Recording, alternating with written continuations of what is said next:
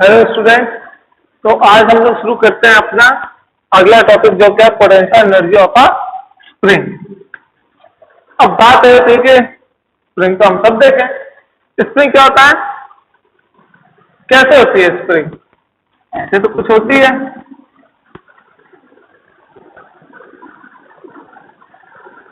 हाँ सर, मान लीजिए स्प्रिंग ऐसे होती है, ठीक। तो स्प्रिंग ऐसी होती है, बट स्प्रिंग में क्या होता है इसकी स्टडी अभी हम लोग ने नहीं की कभी, ठीक है। बट आज हम लोग इसकी स्टडी करने वाले हैं कि स्प्रिंग क्या करती है, ठीक। अब बेटा एक चीज है कि स्प्रिंग को अगर मैं खींचता हूं तो मुझे क्या करना पड़ रहा है, कुछ फोर्स लगाना पड़ रहा है जिसकी वजह से वो स्प्रिंग क्या हो रही है, स्ट्रेच हो रही है। अगर मैं उस स्प्रिंग को दबाना चाहूंगा तो वो स्प्रिंग दबती है, कंप्रेस होती है। तो ये आपने देखा कि जब मैं किसी स्प्रिंग को स्ट्रेच या कंप्रेस कर रहा हूं तो उसके अगेंस्ट मुझे क्या करना पड़ रहा है, एक काम करना पड़ रहा है। मैं इसका मतलब क्या हुआ कि अगर लेट सपोज कीजिए कि मैंने उसको खींचा तो मुझे वर्क करना पड़ा, तो मैं वर्क किसके अलाउ कर रहा हूं, इसके अंदर कुछ तो ऐसा होगा, इसके अंदर कुछ तो ऐसा होगा जिसके लिए मुझे क्या करना पड़ा, उसके अलाउ वर्क करना पड़ रहा है, ठीक है। अब जो वर्क करना पड़ रहा है उसके अलाउ उसी को कहते हैं स्प्रिंग की पोटेंशियल एनर्जी। क्या बोलेंगे उसको, स्प्रिंग की इलास्टिक पोटेंशियल एनर्जी, और क्या बोल सकते हैं उसको, पोटेंशियल एनर्जी सिंपल वर्ड में बोला जाए तो आ गया, ठीक है। क्लियर हुई बात? तो हम क्या लिख सकते हैं इसको,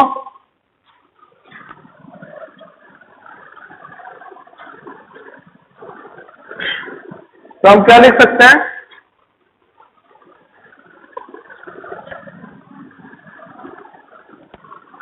तो हाफ करते रहे, ठीक। when a spring is stretched or compressed,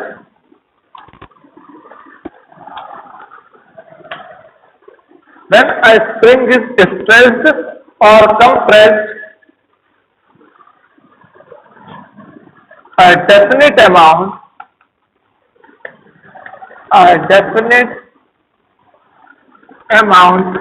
of work done has to be a definite amount of work done has to be done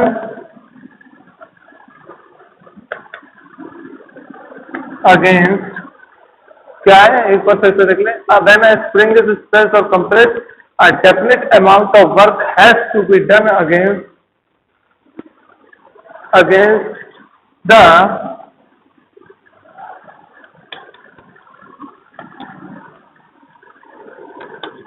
restoring force। Means कि अगर मैं उसको खींच रहा हूं तो मुझे वर्क करना पड़ा, इसका मतलब कि एक ऐसा फोर्स स्प्रिंग के अंदर है जो उस वर्क को क्या कर रहा है, वापस अपने ओरिजिनल शेप में लाने की कोशिश कर रहा है। जैसे मैं स्प्रिंग को खींचता हूं, उसको छोड़ता हूं तो वापस अपने ओरिजिनल शेप में आ जाता है, ठीक है। ये स्प्रिंग की प्रॉपर्टी है। बट जब मैं उसके ऊपर वर्क कर रहा हूं, जब मैं स्प्रिंग को स्ट्रेच कर रहा हूं, तो मुझे क्या करना पड़ रहा है, किसी फोर्स के अगेंस्ट वर्क करना पड़ रहा है। तो वो फोर्स स्प्रिंग के अंदर स्टोर्ड है जिसके अगेंस्ट मुझे वर्क करना पड़ रहा है। उसी स्टोर्ड जो वो फोर्स है उसी को हम क्या बोल रहे हैं, रिस्टोरिंग फोर्स। तो जो हम एक्सटर्नल वर्क कर रहे हैं वो किसके अगेंस्ट में कर रहे हैं, रिस्टोरिंग फोर्स के अगेंस्ट में कर रहे हैं, ठीक है। तो जब भी हम कंप्रेस करेंगे या क्या करेंगे, स्ट्रेच करेंगे, तो हमें एक वर्क करना पड़ रहा है रिस्टोरिंग फोर्स के अलोंग, ठीक है, अगेंस्ट में, ठीक है।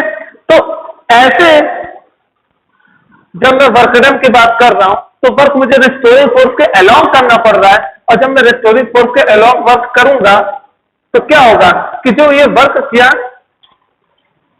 The work done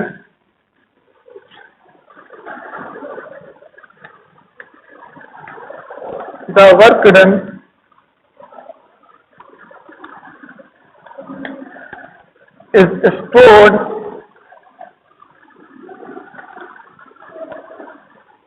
in the spring. The work done is stored in the spring in the form of in the form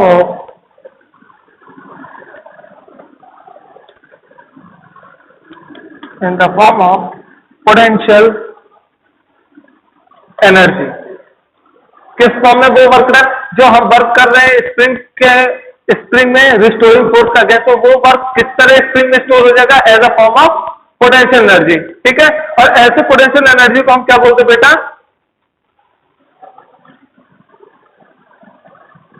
such potential energy is called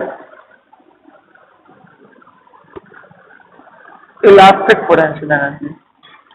क्या बोलेंगे बेटा? Elastic potential energy. कहोगे ठीक है सर, ये तो आपने बता दिया कि स्प्रिंग है, खींचते हैं, कैसे मैं स्प्रिंग को खींचूंगा?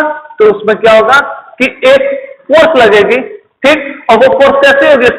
अब जिस तरफ मैंने वर्क किया उसके जस्ट अपोजिट डायरेक्शन लगेगी। वो क्या होगा? जो चेंज आ रहा है स्प्रिंग में उसको रिस्टोर करने की कोशिश करेगी। तो ऐसी फोर्सेस को हम क्या कहते हैं? रिस्टोरिंग फोर्सेस बोलते हैं। और ये रिस्टोरिंग फोर्सेस आती कैसे हैं? ये रिस्टोरिंग फोर्सेस आती कैसे हैं? तो बेटा ये रिस्टोरिंग फोर्सेस आती हैं इलास्टिसिटी के कारण। क्या? इलास्टिसिटी के कारण। मीन्स ऐसा एक समझिए कि एक स्पंज है, ठीक है, उस स्पंज को हम दबाते हैं तो उसका क्या होता है? शेप साइज सब चेंज हो जाता है। पर जैसे ही हम उसको छोड़ देते हैं, जो एक्सटर्नल फोर्सेस है उसको मैं हटा देता हूं, तो क्या होता है कि जैसे मैंने उसके एक्सटर्नल फोर्सेस को हटाया तो क्या हुआ? वो वापस अपने ओरिजिनल शेप में आ गया। मीन्स जैसे ही हमने एक एक्सटर्नल फोर्स को हटाया तो डिफॉर्मिंग फोर्स, मीन्स उसको शेप को वापस लाने के लिए जो फोर्स यूज की गई वो क्या है? डिफॉर्मिंग फोर्स, जो कि मटेरियल खुद ही दे रहा है। जो हमने दबाया वो एज उसके अंदर पोटेंशियल एनर्जी स्टोर हो गई, और जैसे मैंने उसको हटाया तो वो क्या हुई? वापस उसको रीशेप में लाने के लिए क्या हो गई? यूजफुल हो गई। तो वापस से किसी फोर्स के कारण शेप साइज चेंज होता ही हमने पढ़ा हुआ है, 6, 7 से पढ़ते आ रहे हैं कि फोर्स क्या करता है? डायरेक्शन, शेप, साइज सब क्या करता है? चेंज करता रहता है। ठीक है, तो अगर वो शेप चेंज कर रहा है तो जब मैं फोर्स हटाऊंगा तो वो शेप अगर वापस ले आता है, रीगेन कर लेता अपनी ओरिजिनल स्टेट को, तो हम क्या कहेंगे कि भैया इसके अंदर एक फोर्स है जो कि क्या है? रिस्टोरिंग फोर्स है। ठीक है, जो हर चेंजेस को क्या करती है? वापस रिस्टोर कर लेती है। ठीक है, तो इसको बोलते हैं रिस्टोरिंग फोर्सेस। तो क्या रिस्टोरिंग फोर्सेस की डेफिनेशन लिखवानी पड़ेगी आप लोगों को कि लिख लोगे आप? चलिए देखते हैं। रिस्टोरिंग फोर्सेस हेडिंग लिख लीजिएगा, ठीक है।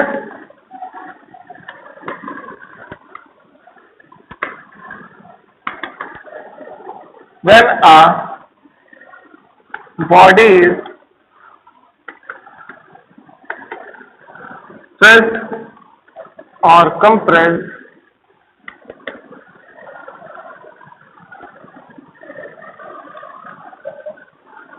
then the shape and size of the spring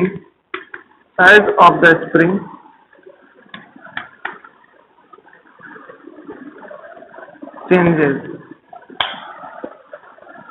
But when we remove external forces, but when we remove the external forces from the spring,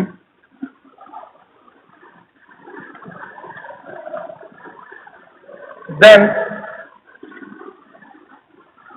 it regains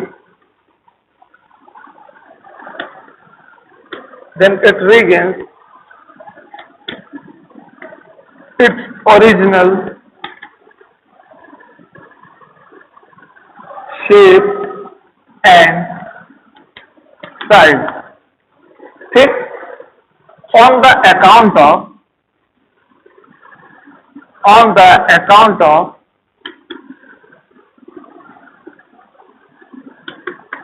elasticity.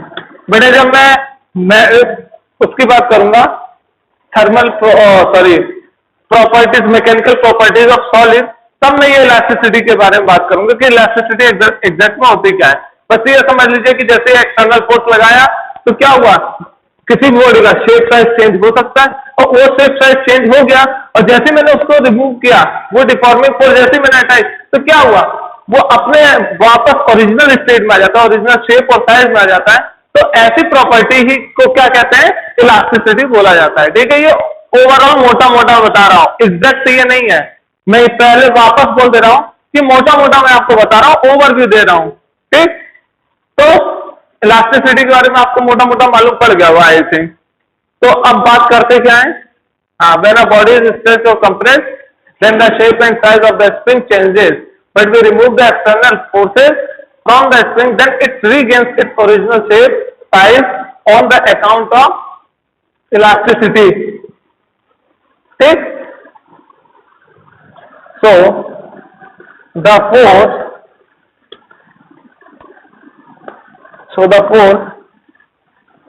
which tries to bring back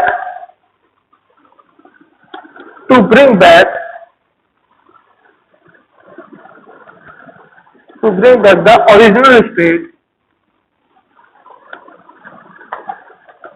of the spring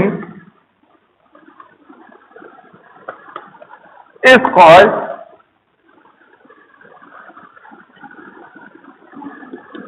restoring forces. जो force उसके original shape या उसके original state को वापस लाती है, वही force क्या कराएगी, रिस्टोरिंग फोर्स। बट ये कब होगा, जब मैं जो एक्सटर्नल फोर्स के कारण शेप और साइज चेंज हो, जब मैं उसको हटाऊंगा तभी होगा। अगर मैं नहीं हटा रहा हूं तो वो चेंज कैसे होगा, इम्पॉसिबल टास्क। ठीक, तो ये दो चीजें थी जो बेसिक थी कि जब हम स्ट्रेच करते हैं या कंप्रेस करते हैं किसी स्प्रिंग को, तो क्या करता है, तो उसके अगेंस्ट में मुझे क्या करना पड़ता है, एक वर्क डन करना पड़ता है। क्या करना पड़ता है, वर्क डन करना पड़ता है, वर्क करना पड़ता है। ठीक है, ऐसे नहीं बिना वर्क किए हम क्या करते हैं, स्ट्रेच करते हैं, हमें उसके अगेंस्ट में क्या करना पड़ता है, वर्क करना पड़ता है। ठीक है, और वही वर्क डन क्या होता है, वो वर्क डन किसके अगेंस्ट होता है, रिस्टोरिंग फोर्स के अगेंस्ट में। क्यों, क्योंकि रिस्टोरिंग फोर्स क्या करना चाहेगा, उसके ओरिजिनल स्टेट पे वापस लाना चाहेगा, बट हम उसको क्या कर रहे हैं, एक्सटर्नली फोर्स से उसको शेप और साइज को चेंज कर रहे हैं, उसको स्ट्रेच कर रहे हैं या कंप्रेस कर रहे हैं। ठीक है, तो जो वर्क किया हमने उस स्प्रिंग के, वो एज उस स्प्रिंग के अंदर कैसे सेव हो जाएगा, as a potential energy save हो जाएगा। जैसे स्प्रिंग है, इसके जैसे ये 10 का स्प्रिंग मानिए, इसके ऊपर एक पार्टिकल रखे, उसको कंप्रेस कीजिए, और जैसे मैं कंप्रेस करने के बाद उसको छोड़ूंगा तो क्या होगा, वो पार्टिकल की जो जितनी हमने उसको वर्क डन किया उसको कंप्रेस करने, वो एज अ पोटेंशियल एनर्जी इसमें सेव हो गया। ठीक, और जैसे मैंने स्प्रिंग को छोड़ा तो वही पोटेंशियल एनर्जी क्या हुई, आगे की तरफ उसको रिस्टोरिंग फोर्स के कारण क्या होगी, अपने ओरिजिनल शेप में आने की कोशिश करेगी। तो जब ओरिजिनल शेप में आने की कोशिश करेगी, उसके ऊपर पार्टिकल बैठा होगा, वो क्या होगा, उसको वेलोसिटी मिल जाएगी, और वो क्या करेगा, जो उस सरफेस पे बैठा होगा पार्टिकल, वो क्या करेगा, जैसे मैंने उसको छोड़ा तो क्या करेगा, उसको कुछ वेलोसिटी मिल जाएगी, कुछ एनर्जी मिल जाएगी उसको। ठीक है, तो यही सब चीजें यूज की जाती है कहां पे, बंदूकों में। ठीक है, कहां से फोर्स मिलेगा, अचानक कैसे फोर्स आएगा, ऐसे फोर्स आएगा, पहले खींचा गया, जैसे धनुष बाण होता है, क्या होता है, जो स्प्रिंग होती है उसकी कुछ अपनी क्या होती है, स्प्रिंग कांस्टेंट रहती है। ठीक है, ऐसा तो धागा रहता है, धागे में क्या होता है, टेंशन होता होगा, तो टेंशन होता है, खींचते जा रहे हैं, एक समय ऐसा आएगा कि उसको ज्यादा खींचते तो टूट जाएगा। ठीक, तो एक लिमिट तक आने का, जैसे मैं छोड़ूंगा तो जब तक मैंने उसको एक्सटर्नल वर्क किया तब तक उस जो थ्रेड है उसमें जितनी भी टेंशन लगी, जितना भी वर्क डन हुआ, वो उस थ्रेड में स्टोर हो गया, और जैसे मैं उसको छोड़ूंगा तो क्या होगा कि वापस वो ओरिजिनल स्टेट में आना चाहिए, ओरिजिनल स्टेट में आने के लिए क्या करेगा कि जितनी एनर्जी इसमें स्टोर्ड हुई जो एक्सटर्नली हमने दी, वो क्या करेगा, उसको रिलीज करेगा, और रिलीज करेगा तो उस एनर्जी के कारण वो जो बो होता है, एरो क्या होता है, एरो जो होता है उसको क्या मिल जाती है, एक काइनेटिक एनर्जी मिल जाती है, और बो क्या होती है या तीर क्या होता है, कुछ काइनेटिक एनर्जी से मूव करने लगता है। ठीक है, तो ये था स्प्रिंग का ओवरऑल कॉन्सेप्ट और रियल लाइफ एप्लीकेशन। क्या आप देख सकते हैं बहुत सी जगह पर एक्चुअल में आइडियल रिंग मिलती तो है नहीं, क्यों, क्योंकि अगर मैं स्प्रिंग को खींचूंगा वापस छोड़ूंगा तो वो एग्जैक्ट उस शेप और साइज में आए, जरूरी नहीं है। ठीक है, तो हम जो बात करें वो आइडियल कैसी बात करें कि जैसे हम छोड़ेंगे वो वापस उसी शेप में एग्जैक्टली आ जाएगा। ठीक है, आइडियल की बात करें, वैसे रियल लाइफ में ऐसा कुछ होता नहीं, थोड़ा बहुत चेंज होता ही होता है। ठीक है, तो उस समय हम इलास्टिक ना कहकर उसको इन इलास्टिक पोटेंशियल एनर्जी बोलेंगे। ठीक है,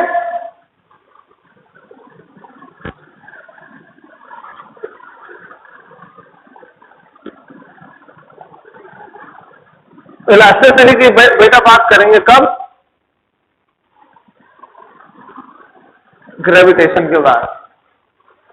ठीक, अब अगला टॉपिक क्या, जरा देख लें अगला टॉपिक है क्या। अगला टॉपिक है Hooke's law. Okay, Hooke's law. देखिए अब मैं लैंग्वेज द्वारा बहुत ज्यादा टाइम हो जा रहा है इससे, मैं सोचा कि एक बार लैंग्वेज पे कोई वीडियो बना, मगर ज्यादा टाइम हो रहा है। कॉन्सेप्ट समझो, ठीक है, लिखने में ज्यादा दिक्कत होती है। ठीक, सेंटेंस बनाना, सोचना, टेक्निकल वर्ड। तो देखिए बेटा, एक आइडियल केस लेके चल रहे हैं। ये कुछ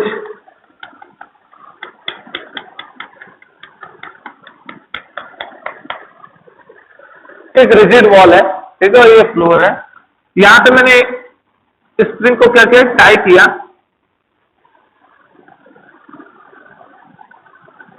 और एक मास को मैंने क्या किया, इस पे बांध दिया।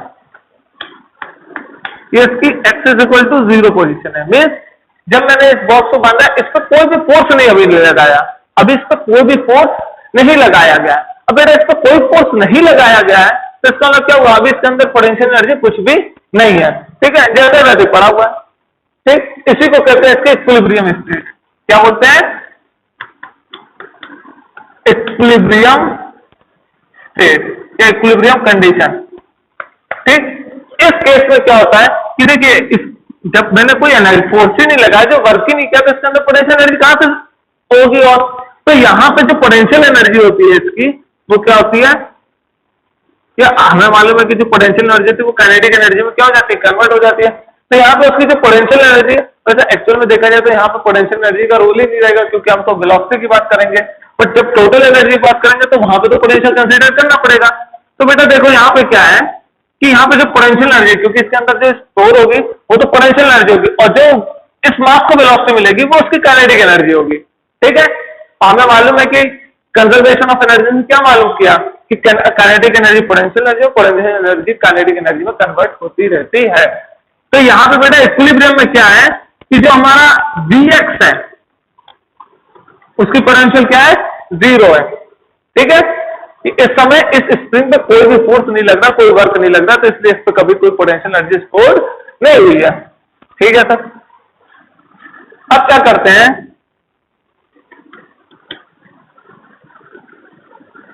इसको मैं ऐसे कुछ इक्विलिब्रियम में दिखाने के लिए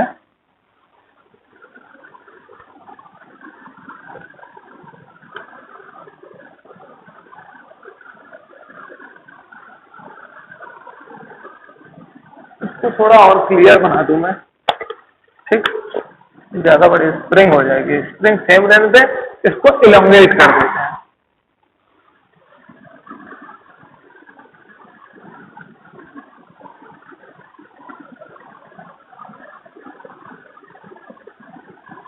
लेट सपोज करिए ये मास अब यहां आ गया। ठीक, इसकी जो ओरिजिनल पॉइंट थी वो क्या थी, ये थी। ठीक है, ये XE बोल दे रहा हूं इसको, इक्विलिब्रियम पॉइंट। ठीक, और ये क्या हो गई यहां पर, इसको मैं कुछ बात दे रहा हूं, XM, कुछ XM पोजीशन है। तो बेटा इन दोनों के बीच कुछ डिफरेंस हुआ। लेट सपोज करिए इन दोनों के बीच की जो डिस्टेंस है वो क्या हो गई, X हो गई। अब बताइए इस केस में क्या एग्जैक्टली हो रहा है कि जैसे ही मैंने मास को और धक्का लगाया तो स्प्रिंग स्ट्रेच हुई। इसका मतलब क्या हुआ, स्प्रिंग जब स्ट्रेच हो रही है मीन्स मैंने वर्क किया, और अगर वर्क कर रहा हूं इसका मतलब इस स्प्रिंग में क्या हो रहा है, एक पोटेंशियल एनर्जी स्टोर्ड होना शुरू हो गया। ठीक है, तो बेटा एक बात बताओ, जो एक्सटर्नल फोर्स थी वो किस डायरेक्शन में, अगर x 0 है, मैं इस डायरेक्शन जा रहा हूं तो x क्या आ जाएगी मेरे लिए, पॉजिटिव। जो डिस्प्लेसमेंट है वो क्या हो रहा है, 0 से राइट हैंड साइड पे, सॉरी मेरे लिए तो क्या होगा यार, राइट हैंड साइड होगा, इधर से देखूंगा तो लेफ्ट हैंड साइड होगा। ठीक है, तो 0 से अगर मैं इधर के साइड जा रहा हूं राइट हैंड साइड, तो क्या होगा, मास जो x है वो पॉजिटिव होगा। ठीक है सर, पॉजिटिव होगा। पर जो हमने वर्क किया, जो एक्सटर्नल वर्क हुआ वो भी किस डायरेक्शन में है, पॉजिटिव डायरेक्शन में। एफ तो यहां लग रहा है, बट बेटा एक चीज बताओ, जो स्प्रिंग फोर्स लगा रही है वो किस डायरेक्शन में होगी? जो स्प्रिंग लगा रही है वो तो इस डायरेक्शन में होगी, क्योंकि हमेशा क्या करेगा, जो कॉज हुआ मोशन का इस ब्लॉक के कारण उसको अपोज करने की कोशिश करेगी। स्प्रिंग क्या करेगी, हमेशा अपने ओरिजिनल शेप को रिस्टोर करने की कोशिश करेगी।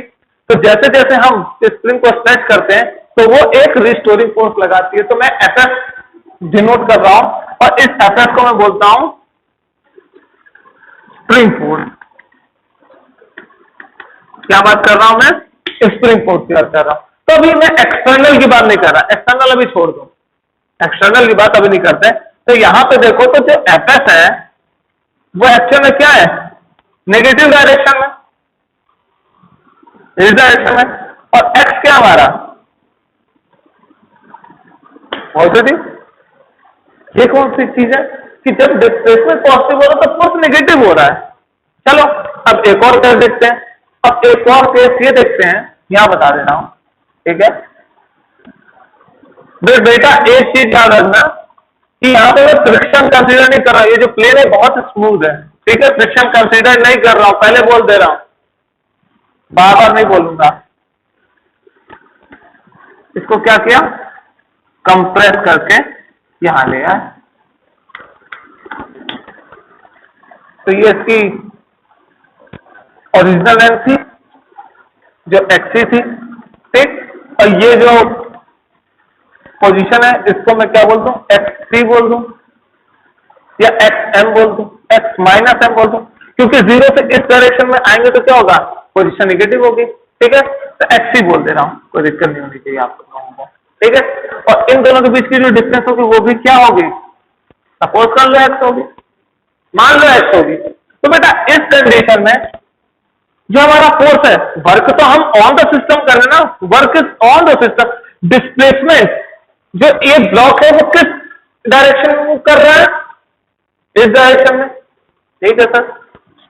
अगर मैं वर्क डन की बात करूं तो डायरेक्शन क्या है फोर्स की, अगर फोर्स नेगेटिव है एक्सटर्नल फोर्स, और डिस्प्लेसमेंट भी क्या है, डिस्प्लेसमेंट भी नेगेटिव है, तो इसका क्या हुआ, वर्क डन तो भी क्या होगा, पॉजिटिव ही होगा ना।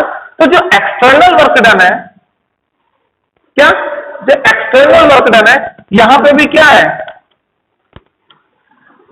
जो एक्सटर्नल वर्क डन है, मैं एक्सटर्नल वर्क डन और स्प्रिंग फोर्स और एक्सटर्नल फोर्स के बता रहा हूं डिफरेंस क्या हो रहा है, ठीक है। तो एक्सटर्नल वर्क क्या होगा मेरा, हमेशा पॉजिटिव होगा। और यहां पे भी क्या है, जैसे फोर्स को मैं इधर खींच रहा हूं, फोर्स और डिस्प्लेसमेंट दोनों क्या, एक्सटर्नल फोर्स की बात कर रहा हूं, फोर्स और डिस्प्लेसमेंट दोनों क्या है, एक डायरेक्शन में। तो इसका मतलब यहां पे भी जो एक्सटर्नल वर्क होगा वो भी क्या होगा, पॉजिटिव होगा।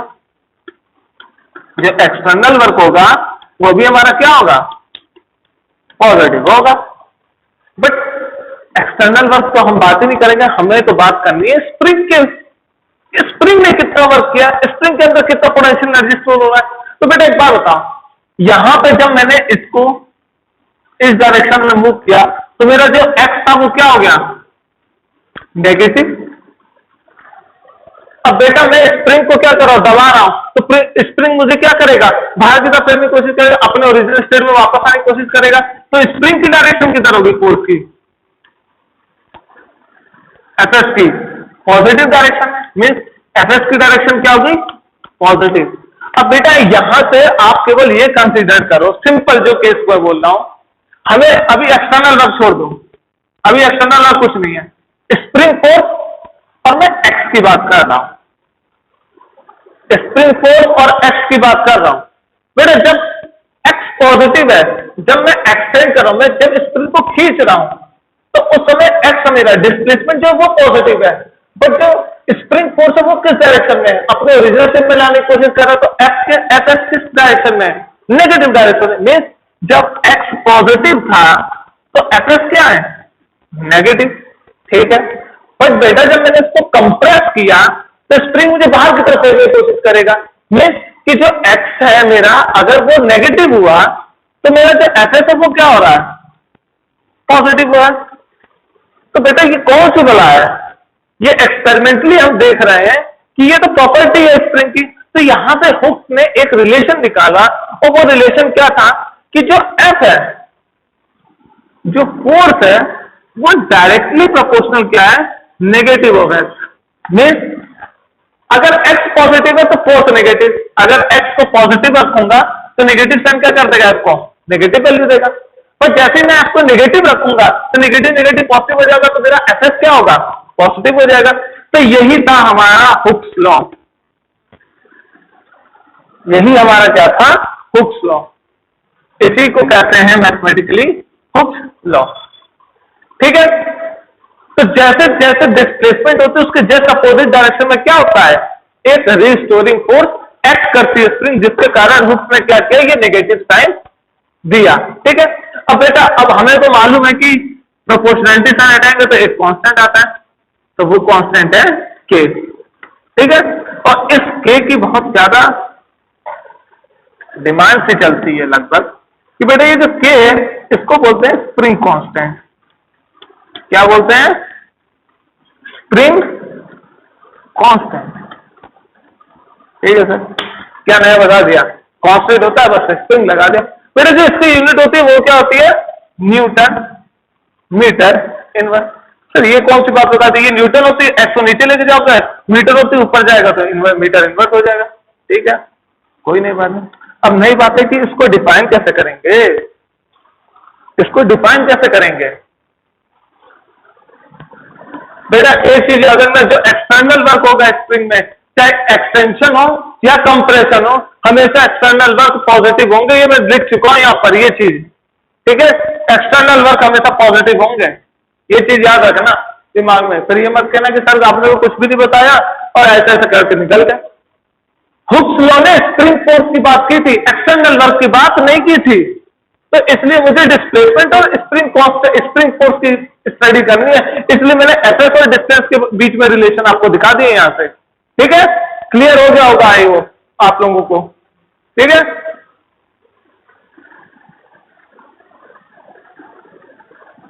तो आप इसको ऐसे लिख सकते हैं और ये लिख सकते हैं, रिस्टोरिंग फोर्स या स्प्रिंग फोर्स। रिस्टोरिंग फोर्स को मैं क्या लिख सकता हूं, और spring force directly proportional to elongation.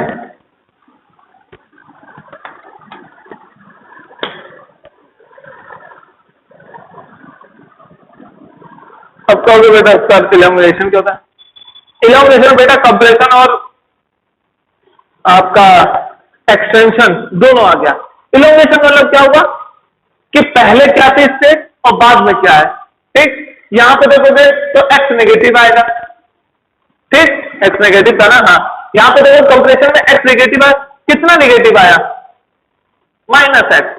तो जो इलोंगेट हुआ मीन्स जो कंप्रेस हुआ या खींचा गया, मीन्स इलोंगेशन का मतलब यहां पे क्या कह रहे हैं कि जो स्प्रिंग की लेंथ में चेंज आई, ये जो चेंज आया इतना, इसी को क्या कहते हैं, इलोंगेशन। इसको क्या कहेंगे, इलोंगेशन। कंप्रेशन और स्ट्रेच भी बोलते हैं, तो ये सबसे बेस्ट तरीका है। ठीक है, इलोंगेशन। और इलोंगेशन को कैसे करोगे, इसके ओरिजिनल से और ये जो पॉइंट है इन दोनों के बीच में क्या ले लो, डिफरेंस ले लो। तो अगर मैं इसको डेल्टा एल बोल दूं तो सबसे बेस्ट है। क्यों, क्योंकि इसका मतलब क्या हुआ, फाइनल पोजीशन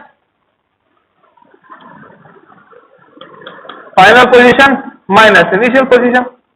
अब इससे क्या हुआ, सर यहां पे इलोंगेशन लिख लो, यहां नेगेटिव एक्स लिख लो। तो बेटा एक चीज बताओ, इनिशियल पोजीशन। अब एक बात बताओ, अगर मैं कंप्रेशन की बात करूं तो ये जो इलोंगेशन है डेल्टा एल वो क्या होगा, कंप्रेशन। डेल्टा एल की बात कर रहा हूं और कंप्रेशन। ठीक है, इक्वल टू नहीं फॉर कंप्रेशन की बात कर रहा हूं। बेटा कंप्रेस करूंगा तो इनिशियल मेरा पोजीशन क्या थी, X is equal to 0, X is equal to 0 रख दिया इनिशियल। ठीक, और फाइनल क्या है, फाइनल मेरी क्या है, एक्स। तो क्या हो गया मेरी पोजीशन, एक्स ही हो गई। मीन्स अगर यहां पे मैं एक्स है, एक्स कौन सी डायरेक्शन में, नेगेटिव डायरेक्शन में, तो निगेटिव ऑफ एक्स रखूंगा तो कंप्रेशन के लिए तो लेंथ पॉजिटिव ही आएगी ना, ठीक। और अगर मैं डेल्टा एस एक्सटेंशन की बात करूं, बेटा फाइनल पोजीशन क्या है, एक्सएन, फाइनल पोजीशन है एक्सएन, और इनिशियल पोजीशन क्या है मेरी,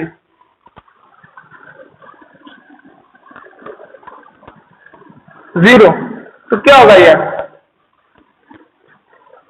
एक्सएम होगा। क्या मैंने कुछ गड़बड़ किए क्या,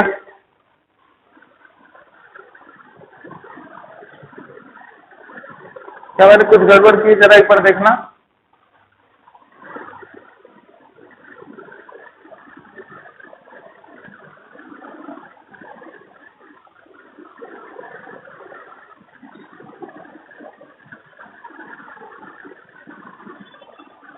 फाइनल मेरा एक्सएम है, ठीक है,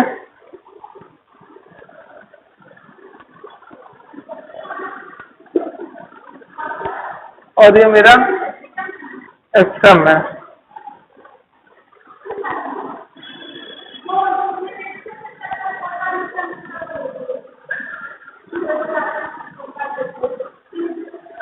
क्या है, इलोंगेशन नेगेटिव के साथ आना चाहिए, आई थिंक। बेटा एक कॉन्सेप्ट क्लियर कर लें कि इलोंगेशन नेगेटिव साइन के साथ आएगा या पॉजिटिव के साथ, पहले इसको क्लियर कर लेते हैं, ठीक है।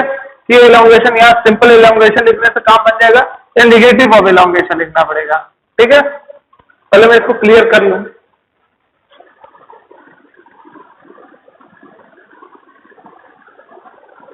अब मैंने इसको पकड़ के इसे खींचा, ठीक। जैसे मैं छोड़ूंगा तो यहाँ एक्सी पे जब आएगा, ओके ओके बेटा इधर देखो इलोंगेशन का मतलब क्या हुआ। जब मैं एक्सटेंशन की बात कर रहा हूं,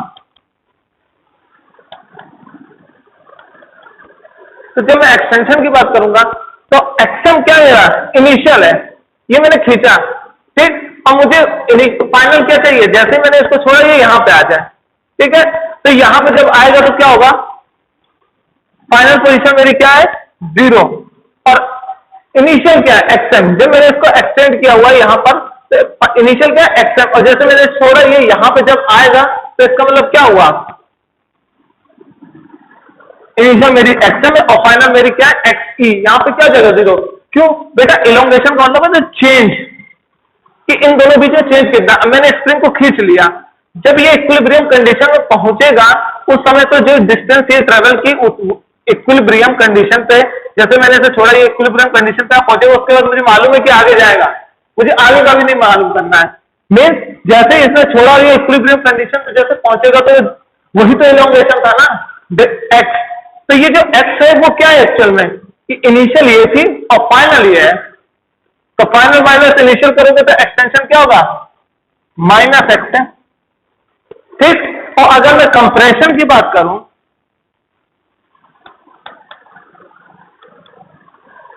अगर कंप्रेशन की बात करूं तो यहां पे जब मैंने इसको दबा दिया तो ये मेरी इनिशियल है कंडीशन, और जैसे मैंने इसको छोड़ा तो ये क्या होगा, इक्विलिब्रियम कंडीशन पे आएगा, जो कि मुझे क्या देगा, इसके बीच की डिस्टेंस।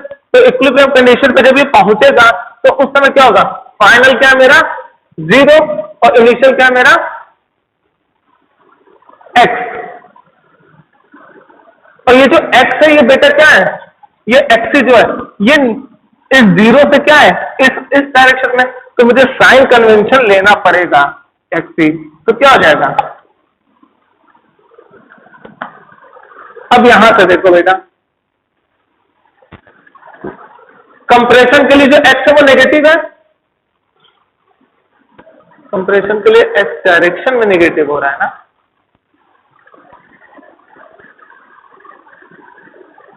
एक्स पॉजिटिव है।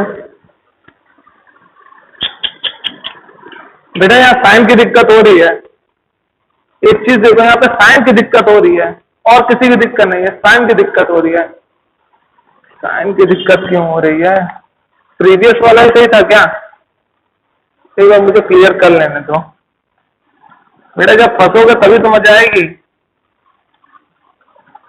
तभी तो कुछ नया होगा।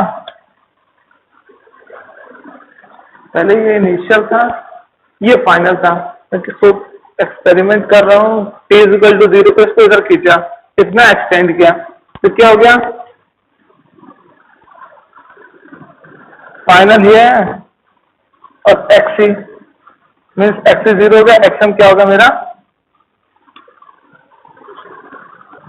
ये था फाइनल और ये था इनिशियल।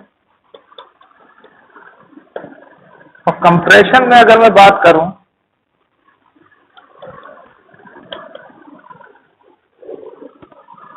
कंप्रेशन बात करूं तो मेरा xc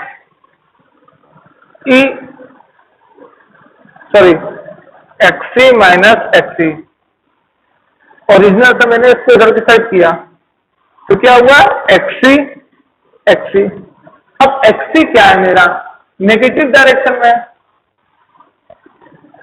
तो मैं xm को क्या लूं, नेगेटिव डायरेक्शन में लूं, xc मेरा 0 तो क्या जाएगा माइनस xc। हाँ, अब सेटिस्फाई कर रहा है, बिल्कुल कर रहा है। एक्सटेंशन के लिए क्या बेटा, x पॉजिटिव डायरेक्शन में, और कंप्रेशन के लिए क्या है, x नेगेटिव डायरेक्शन में। तो ये दोनों क्या है, इलोंगेशन ही तो बता रहे हैं ना, बढ़ रहा है या घट रहा है। इलोंगेटेड लेंथ बता रहे हैं ये दोनों, और इनकी जो साइन है, यहाँ एक्सटेंशन के लिए पॉजिटिव और कंप्रेशन के लिए नेगेटिव, एक्सटेंशन के लिए पॉजिटिव और कंप्रेशन के लिए नेगेटिव। अच्छा बेटा, दिक्कत ये हुई प्रीवियस केस में जब मैं अभी बता रहा था कि ये इनिशियल है और इसको फिर मैंने क्या किया, कंप्रेस किया, तो बेटा मैंने ये जो xc था इसको मैंने साइन के साथ ले लिया था, इसलिए दोनों पॉजिटिव आ रहे थे। दिक्कत यही थी, इसलिए कहते हैं सावधानी हटी और दुर्घटना घटी।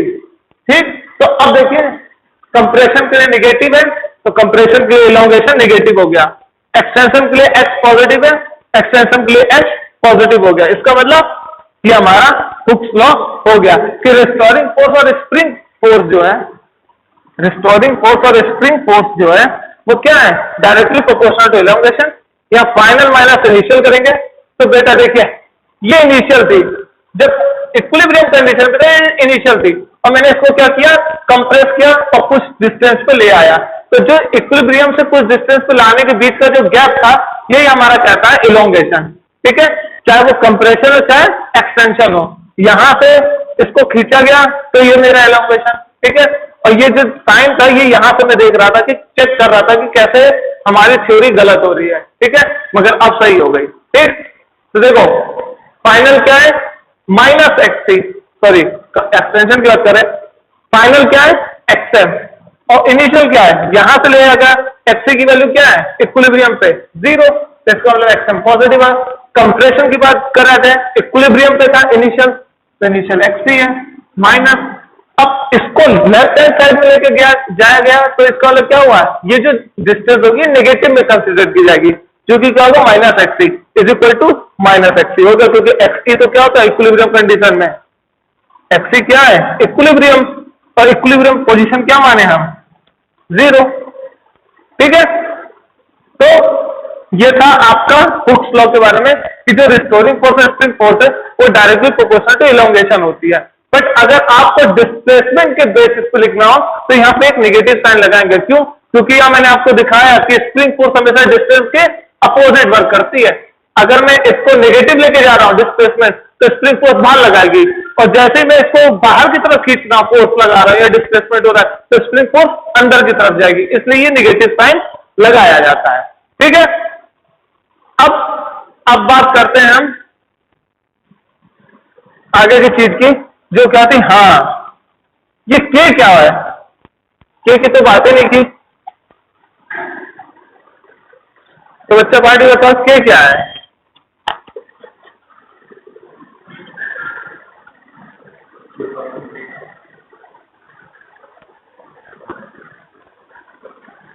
इसको रब कर दें, बोर्ड को साफ सुथरा बनाए, जगह दें।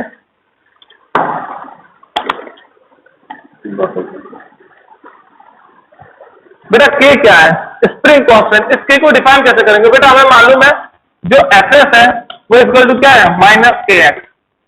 ठीक, के बेटा अगर मैं x को 1 रख दूं, डिस्प्लेसमेंट यूनिटी अगर रखते हैं, तो एफ किसके बराबर हो जाता है माइनस के।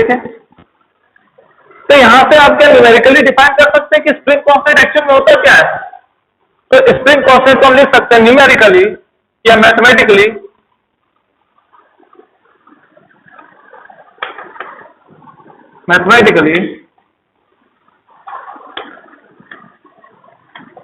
Spring constant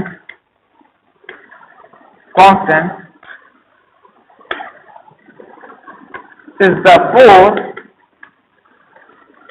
required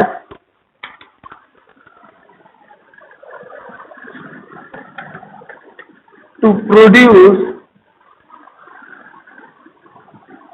unit displacement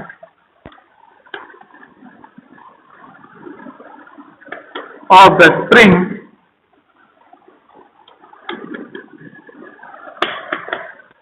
ठीक में जितनी फोर्स रिक्वायर होती है यूनिट डिस्प्लेसमेंट कवर करने में किसी स्प्रिंग से एक मास अटैच है, ठीक है, उसको अगर 1 मीटर तक में या 1 यूनिट वेक्टर में यूनिटी मतलब 1 मीटर, तो मीन्स अगर मैं स्प्रिंग में एक चीज बांध दूं कोई पार्टिकल, उसको मैं 1 मीटर तक लेके जाऊं, तो जो फोर्स रिक्वायर्ड हुआ उसे 1 मीटर तक पहुंचाने में वही उसकी स्प्रिंग कांस्टेंट कहलाती है।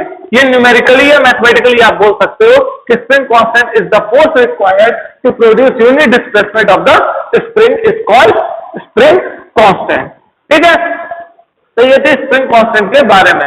हाँ, एक और चीज, जो स्प्रिंग कांस्टेंट होती है वो एक्चुअल में बेटा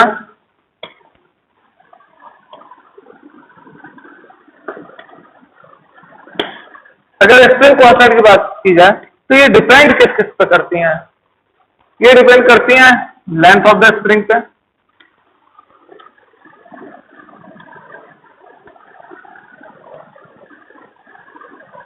ये डिपेंड करती है रेडियस ऑफ द स्प्रिंग पे,